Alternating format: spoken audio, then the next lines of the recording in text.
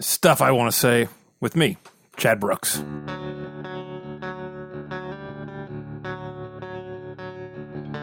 It's Friday, May 10th, 2019. This is Stuff I Want to Say. No, this is how this will go. I have some stuff I want to say. I'm going to share some stuff I've done this week. I'm going to share some stuff I'm reading this week. And as we settle into a rhythm of what this looks like, I think that'll be it. So last episode, I kind of shared some of my bigger thoughts about why. And I also said this is an experiment. So let's experiment together.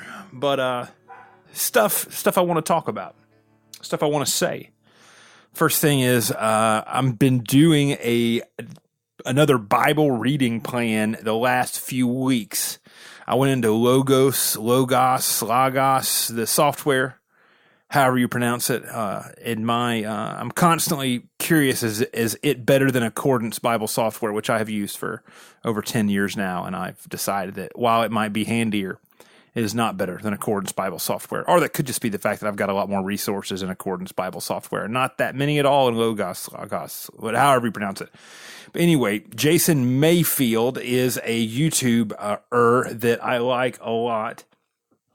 And he had a video I saw it a couple of months ago for the first time. It might be an old video. But in it, he talked about using Logos Bible software to create Bible templates. And I was extremely interested. So I have a new Bible, a new Zondervan thin line, large print, New Revised Standard Version. And I wanted to break it in by doing a 180-day read through the Bible. So I asked my staff at the church at Foundry if they wanted to do it alongside of me, and they did. So we went onto the Logos software and made the plan. And I've been reading it. We're like 3 weeks into it right now. And what I want to really talk about with that is not so much the plan, but why I like to read through the Bible quick. Because earlier this week they said, Chad, this is kind of hard. There's a lot more to this than we thought. And I told them, I said, here's the tip. The tip is to pretend it is a newspaper, which sounds kind of funky, but I wrote about this ages ago in a blog post. I'll link that in the show notes, which will be at revchadbrooks.com. Let's just go ahead and call it /stuff001. I like that. I don't think Anchor has a good place for show notes. And part of this whole podcast experiment is me sharing with you stuff I'm doing. So that means some links and that sort of thing. So go to revchadbrooks.com /stuff001 for the show notes. But I wrote this post, and it's just, when you're reading through the Bible quickly. And so I don't think this necessarily applies to if you're doing like a 1-year Bible plan. But if you're going like a half a year, 6 months, that's getting into the quick territory. Quick territory is a 90-day Bible read, which I've done several times, or like trying to read through the Gospels in a week, which is doable. It's a lot of reading. But whenever you're reading like that, one of the things I always say is read it like it's a newspaper. So you're not taking notes. You're not doing like this deep, like Lectio Divina or anything like that. You're reading it like it's a newspaper. But I like to read through the Bible quick, because you see and you understand and you develop just this big picture. And I told them, I said, a lot of times when you read through the Bible like this, you're doing it.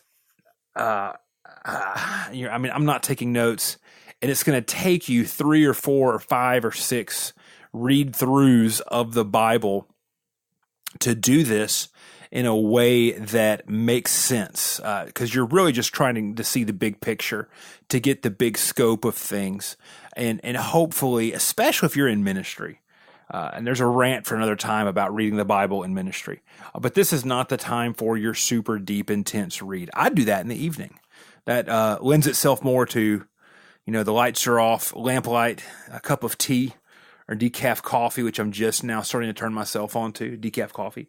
But that's when I do deep reading. That's when I take notes. That's when I do that kind of stuff. And so starting another Bible reading plan to break in this Bible. I'm not even taking notes. Like, I'm not even writing besides just like a basic underline in this Bible, which is tough for me because I normally like highlight all over the place. But over the last few months, I've been developing an actual real note-taking system, which hopefully will will work better than the scatterbrained approach I've had through the years. And the next thing is there's something about life rhythms. I'm kind of learning that ever since I went through my whole health scare earlier this year. I got a book in the mail from IVP Academic. They randomly send me books sometimes, and I don't complain about that. But the book's called A Pastoral Rule for Today. And it's going into this whole thing of called a rule of life, which used to be a more normal thing. You see people that are in the priesthood in the Catholic Church take on rules of life. People who live in monasteries, they take on the rule of life. There's such thing as the Benedictine rule, but a rule of life is just kind of these boundaries you draw around yourself in the way that you say, this is how I'm going to live life. And they're powerful when we as people do them together. They're even more powerful when we as like worshiping communities, so churches or other just intentional forms of Christianity in group, they choose to order themselves through a rule of life. And so I'm excited to dig into this book. It's going to go I'm going to move it to the top of the stack. And so as soon as I'm done reading what I'm reading right now, it's probably going to go on the top of that stack. I'm also going into a phase of where I've learned for social media to not drive me crazy. And I'm about to talk with the internet for a little while. So on my phone right now, I broke my phone a few weeks ago. And last year, I was using the Moment app to try to intentionally track how much time I was spending on social media online. And I got that into what I would consider to be a manageable amount of time a day. And then it just got bad again. And then when I was home for a month on sick leave, it got... I want to say 1 week I spent like 28 hours on my phone. So it's over a full day that week was spent on my phone. And so I broke my phone. And when my phone broke, what I decided to do was to not enable notifications on my phone. And so barring, I did turn Instagram notifications on for a couple of days this week so I could get the response to a private message I sent somebody back. Barring those things, I have no notifications on my phone, including email, which has made life just amazingly awesome. And that's kind of helped me for social to not drive me crazy, because I do kind of live on social. I do kind of have to be on social. The other thing I've been doing is, and I'm sorry, but on Facebook and on Twitter, on all the socials, I've been either unfollowing or blocking people like crazy, because I've realized, I have interaction on there, and the interaction is important, but so much of what was just making me so mad, this is how we'll go into this next section, was just I see things that made me mad. It made me mad. And, we were way too mad. We were way too angry. It made me judgmental, that sort of a thing. And Carrie Newhoff had a new article come out in the last couple of days that I think is really great. I've not read. I did like a quick read through once. I'm going to go back and read on it earlier this week or later on today. Awesome. Sorry. My new phone also, for some odd reason, like hooked up FaceTime back to my computer, and it's driving me crazy.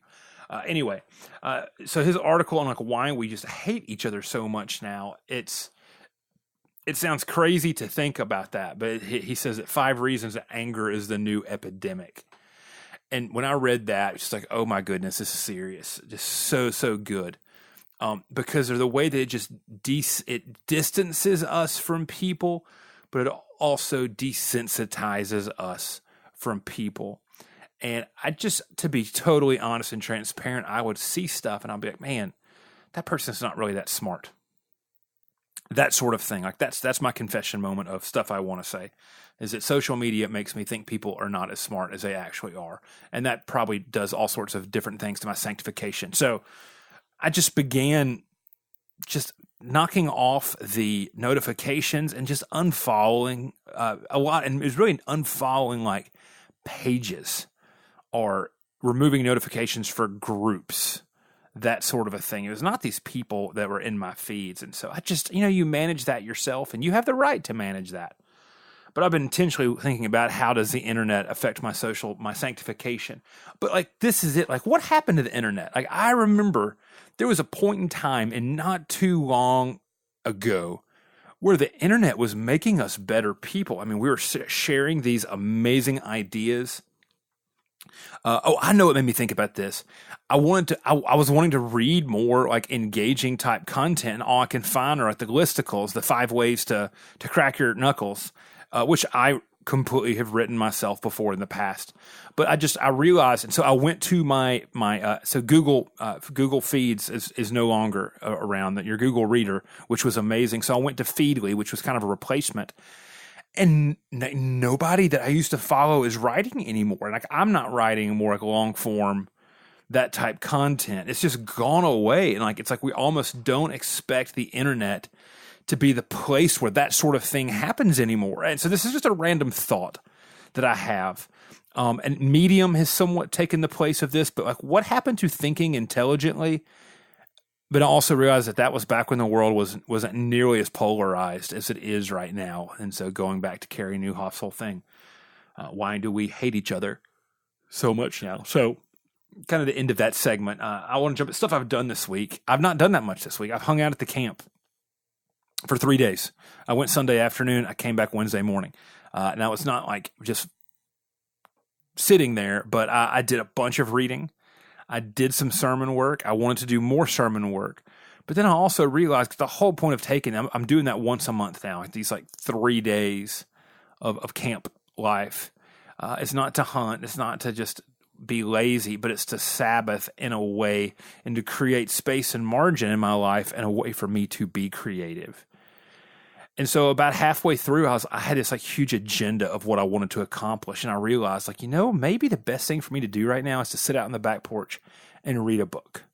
And so I kind of I still got a couple of things done I wanted to get done out there that was like work-wise, but also just threw caution to the wind and said, I'm just going to sit on the back porch and read a book. I did do some writing, though, this week. And I had a quick reflection on the cup incident from Game of Thrones this past Sunday night. If you didn't see, to where craft services somebody left a Starbucks cup on a table in a big scene, and it made it through like the years of editing and all that kind of stuff, and totally was on the broadcast Sunday night. And so I wrote a reflection on the cup incident, especially about perfectionism in ministry. So the link to that will be in the show notes if you want to read that. And to finish things off of stuff I want to say this week, what I'm reading. So I'm reading Aldo Leopold's Sand County Almanac. He was a conservationist and an outdoorsman in the 1930s and 40s and 50s. And they say this is the book of modern outdoor conservation, especially from among hunters who I consider myself to be a conservationist. That's going on there. I'm finishing up Kevin Watson's book, his thesis. I think it's not The Band Meeting. That's a different book. I finished that earlier this year, but it's a book on the band movement of early Methodism and social holiness. I'm almost done with that. I've got like 20 pages left on that book. And then I just started reading more Eugene Peterson again. And I'm going to be really honest, I don't have the name of the book in the show notes. It's one of his books.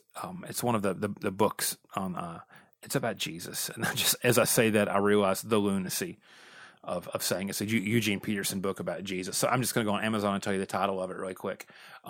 But as I'm doing that, I just want to say, God bless Eugene Peterson. The Jesus Way, that's it, the Jesus Way.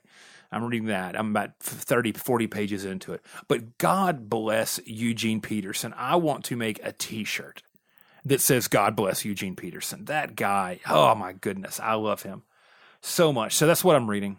Sand County Almanac, Kevin Watson's book on the band meetings, and then The Jesus Way by Eugene Peterson. So hit back to me on the socials at revchadbrooks.com. Let me know what you think about this whole experiment in a weekly rundown and a weekly review podcast. Hopefully it will be up on iTunes the next few days. It takes them about a week to do things. And it's been about a week. I also accidentally submitted it twice, so they might penalize me for that. But I'm Chad Brooks. Love for you to come engage and hit me up on the socials at RevChadBrooks, also RevChadBrooks.com. And then I'm entering into production on Productive Pastor again this weekend. So that is kicking back up as well. So I'm out. See you later on somewhere else.